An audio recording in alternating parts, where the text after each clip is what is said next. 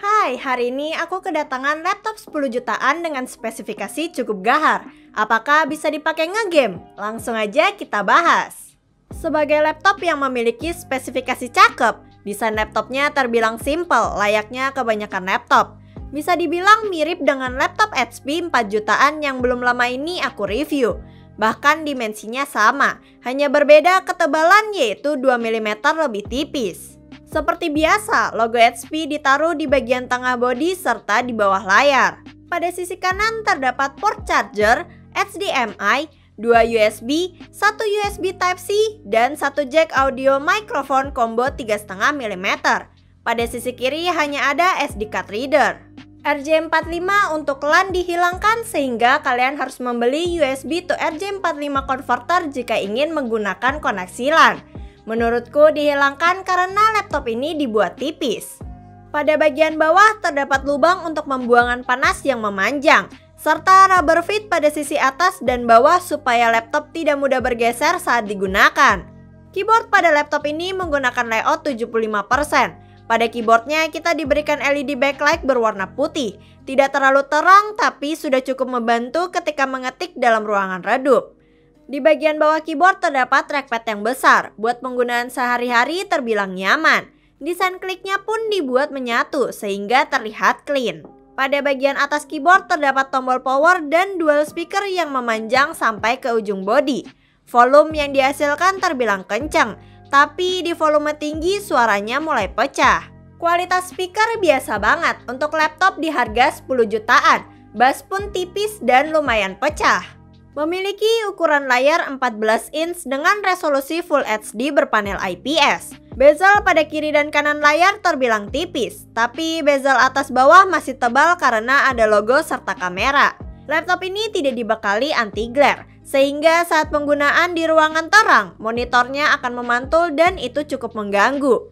Viewing angle sih oke, dilihat dari sisi manapun terlihat jelas. Tapi kualitas panelnya biasa aja, tingkat kecerahan kurang, warnanya juga kurang keluar. Padahal aku berharap lebih sama layarnya. Laptop ini sudah menggunakan prosesor AMD Ryzen 7 5700U dengan 8 core 16 thread. Ditambah RAM 8GB DDR4 3200 MHz dual channel. VGA menggunakan AMD Radeon Vega 8. Untuk game aku tes menggunakan 3 game, yaitu GTA 5, CSGO, serta Apex Legends.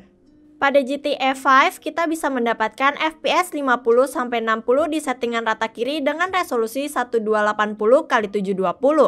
FPS-nya cukup stabil kecuali dalam keadaan ramai. Aku gunakan resolusi rendah karena resolusi di atasnya sangat tidak playable. Drop FPS-nya parah banget, jadi hanya bisa main di resolusi serendah ini. Di game Apex Legends, FPS stabil di 60 fps jika kalian bermain di settingan rata kiri dan resolusi 1366x768. Drop FPS jarang ditemukan dan cukup playable menurutku. Walau harus mengorbankan grafik, tapi setidaknya kalian bisa main dengan nyaman. Untuk CSGO, FPS-nya stabil banget di 60 fps, hampir nggak pernah turun. Lagi-lagi kalian harus pakai settingan rata kiri dan resolusi 1366x768.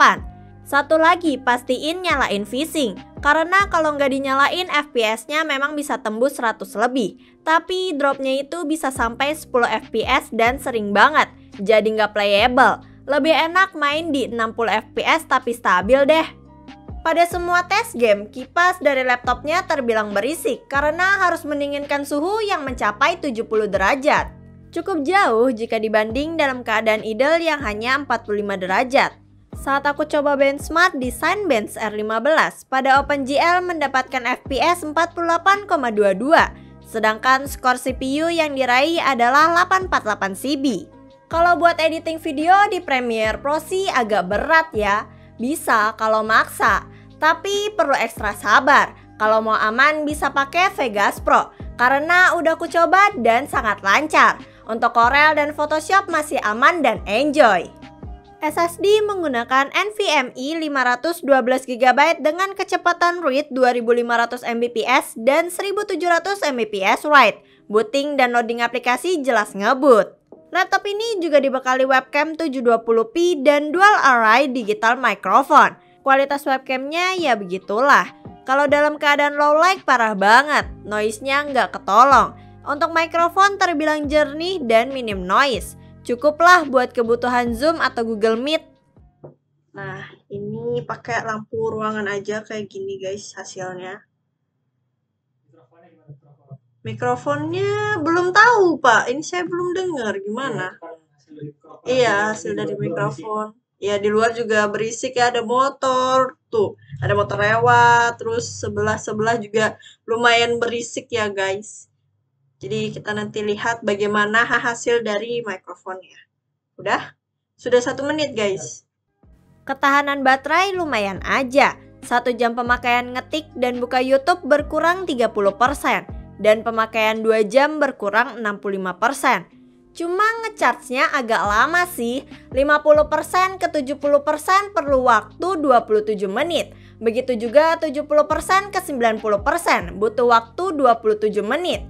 Cuma dari 90% ke 100% butuh waktu sampai 30 menit. Kesimpulannya, HP 14S FQ1037AU adalah laptop yang mirip dengan seri 14S di bawahnya. Hanya berbeda di spesifikasi layar, prosesor, RAM, serta VGA. Ini hal yang kurang oke menurutku, karena di harga 10 juta aku berharap desain yang lebih bagus. Tapi kalian dapetin dapur pacu yang oke, seperti Ryzen 7 5700U dan Vega 8. Aku rasa kalau RAM-nya di-upgrade jadi dual channel 16GB bakal lebih baik. Di tahun 2022, RAM 8GB itu udah mepet banget. Setidaknya kalau di-upgrade kita bisa dapetin performa game dan multitasking lebih baik. Walau sekarang pun sudah cukup playable untuk game e-sport. Oke, itu aja dari aku. Jika kalian punya pertanyaan atau kritik dan saran bisa kalian tinggalkan di kolom komentar. Aku Fainila, terima kasih.